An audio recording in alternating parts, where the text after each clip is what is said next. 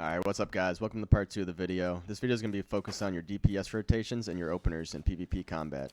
So if you didn't watch the first video, I recommend that you take a peek at it at least, because it's going to go over the skills that we're using for this video and why they're so significant and why they work so well together. That being said, we're going to get right into this video. So this is basically going to be your opener that you want to use anytime you get into combat. You're going to be looking to hit this rotation. So real quick, I'm just going to do it fast for you guys, and then we'll break it down, and I'll explain to you what's going on here.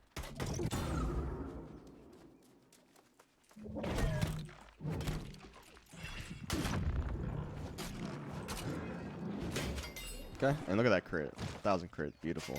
So basically, the thought process behind this is we start off in defensive stance. This is giving us a 50% damage reduction to any attack that we take. Let's take care of this guy real quick. But yeah, so we start in defensive stance. This is reducing the damage that we're taking. Once we're in defensive stance, we have the option against a ranged target. You know, you want to use this just to close that distance. You know, you take a couple of their musket shots or their magic damage or whatever it may be. Take a couple of their hits, close the distance. Once you get close enough and they're being kind of stationary on you, that's when you want to go in for that shield bash. Now, be warned, or what's it called? Shield rush. Be warned with the shield rush. You only want to be using this if you know that you can hit them. Because if they're kind of being acrobatic around you or they're being really mobile or zigzaggy, it's really easy to miss with your shield rush. So, you know, if you know you can hit it, maybe if they're running right at you, if they're melee units, it's a lot easier to hit, you know, heavier melee units than maybe more mobile guys, and definitely easier to hit than ranged guys. But if you see a ranged guy setting up for an attack, you know, long cast, definitely throw it in. The range isn't great, but it's going to cover a decent amount of distance. And what's really great about this move too, and why you want to, you know, look to throw it out, is because it allows you to, no matter what, get your stun in right away. So every time you do your shield rush, you'll be able to get a shield bash right after, and I'll show you what I mean right here. So no matter what the distance, it doesn't matter how far they get knocked back or anything like that. You're guaranteed a shield bash, which is so good. And you know, sometimes you throw a shield bash out and it either gets blocked or maybe, you know, they move out of the way of it. Basically, that shield rush is making it so it's a guaranteed hit every time. So after that, we hit him with our stun. As soon as we're at the stun, we swap over to our two-handed axe. We don't want to waste any time in between. As soon as you see that your bash hit, switch over to two-handed axe, and you're throwing your riff out. Now this riff is keeping them in place for 3 seconds, so it gives us a lot of time to get some damage on them. So what I like to do here is when that rift is up, I do 2 light attacks, because what that's doing, and we broke it down in the last video like I said, what that's doing is giving us greed stacks, which is increasing our damage by 5% for 5 seconds, and it goes up to maximum of 3 stacks. It's okay if we don't get the maximum stacks. Sometimes you do, especially if you're in mid-fight and you're doing this rotation, but the 2 stacks is plentiful, especially when you're got enough points for Bloodlust and you're getting 15% more damage on top of that. So yeah, so you throw down your riff, you're doing your 2 light attacks, and after that, you know, you're pretty buffed up, and you just end with the execute right away. And usually, you know, if you've done a lot of damage, or this is midway in your combo, if they're below 50% damage, this is going to be huge. Obviously, if it's below 30% damage, your execute's a guaranteed crit, so it's going to be insane, like you see, and we got that 1k crit. That's not anything special.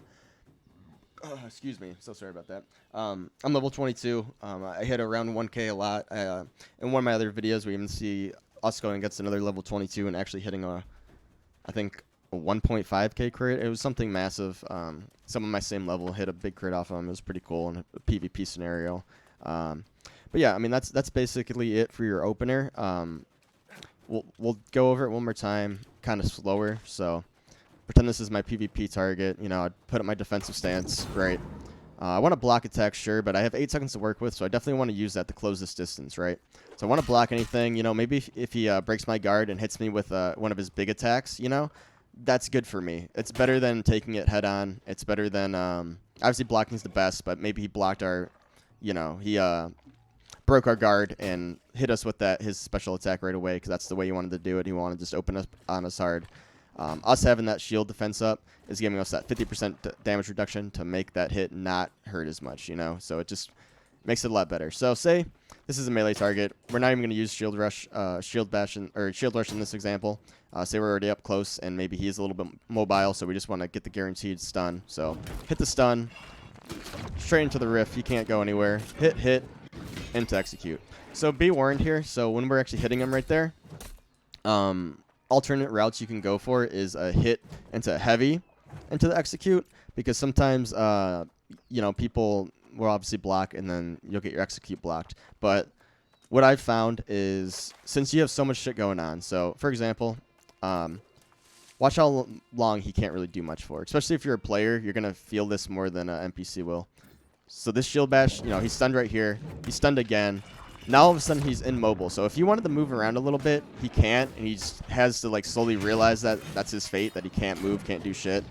And it just it really messes with the opponent's head. It's like, oh shit, I can't do anything for 3 seconds. So like, they're not really like, maybe they've already went through the mindset of blocking, but that's already kind of processed through their head after it's been about 5-7 seconds and they still can't do anything. They're not really looking to block. They're just looking to hit a button, deal damage to me, get the hell out of there. So it's, I found that just going straight up with the light attacks, not worrying about if they're going to guard or not, works really well. They're usually never expecting you to be able to do so much attacking, I guess. I mean, this whole thing, let's see how long this all takes. They basically can't do anything. As long as you hit them right off the rip, they basically can't do anything for a while. So let's see how long this is really taking here. I mean, look at that. Now maybe they can do something right there. So, if maybe if you want to pull it in a level deeper, you can throw in a reap. I wouldn't recommend that. I would keep your reap as like an extra utility, just in case they want to start backing away or they backstep on you. You can pull them in closer, deal a little bit extra damage. Don't worry about using reap for your damage. I'd always use it for extra utility to bring people closer in. So, that's about it for your opener. I kind of don't want to get too much into like the midway rotation right now. I'd rather have like a real life PvP example to get into it. But basically, you're always looking to reset your executes, right? I mean, that's where you're getting all your damage, and you want your reap up or your either your reap or your riff up. Anytime you ever go for your execute, never really go for your execute if you don't either have reap or riff up. So I'm gonna show you like maybe say we already have riff out. We still have execute up though, because riff is a 30-second cooldown, so that's gonna be you're gonna be waiting for that for a long time. And riff here, that's only 17 seconds. You're gonna get that a little bit quicker. So now that I did that, we're actually gonna have to wait 15 seconds. But I'm gonna show you kind of what you can do midway in your rotation once your execute's back up and your riff is not. So yeah, let's pretend our riff is still on cooldowns. So maybe we're in, we hit a light attack, we break their guard, swoop them in with a reap, and after that reap hits, it's a guaranteed execute as well because they're right in your face. Oh, well, okay, not guaranteed. And obviously you see that guy hit me actually, and I got, reap does not have grid on it, making it not as reliable, which is another reason why, I say save it for utility, like at least try to. But it still works because it brings them in close, and they can't really escape you, super fast, because we also have gravity working for us. But another thing you can do here, this is pretty like, it's very situational what I'm saying. I'm just kind of giving you ideas of what you can do. I'm gonna have another video breaking this down. We have real life PvP, examples going on for that one, so it's a lot easier to actually explain situational combat scenarios here. Ooh, that guy died. But just to show you another way, maybe you want to get execute to work. If they're blocking a lot, come in, have your riff. I think I already kind of went over this.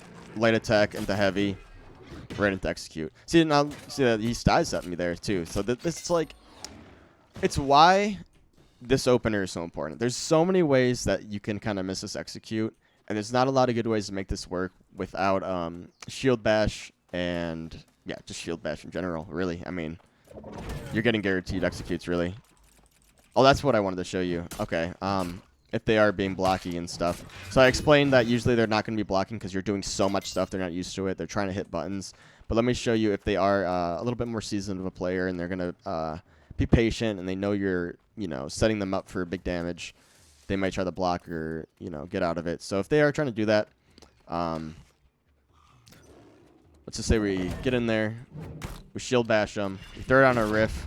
Let's just throw it on a heavy attack right away, break their guard, and go for the execute. So, it's pretty obvious. This is kind of getting rambly now. I'm just trying to think on the fly of how I can explain, in theory, how to get these executes off, because I want to stress so much that it's your biggest button, and it's where you get all your damage, and, you know, what more can I say other than that? So I think I'm going to leave the rest of this up to, you know, the real-time PvP scenarios. I'll break down situational ways to be able to get that execute off and to, you know, get your DPS rotations and PvP, you know, down the par and stuff. So join me in the next video. Appreciate it, guys. Sorry if this one got a little bit rambly at the end. I feel like it kind of did, so I'm just going to cut it now. I appreciate it, though. Peace out.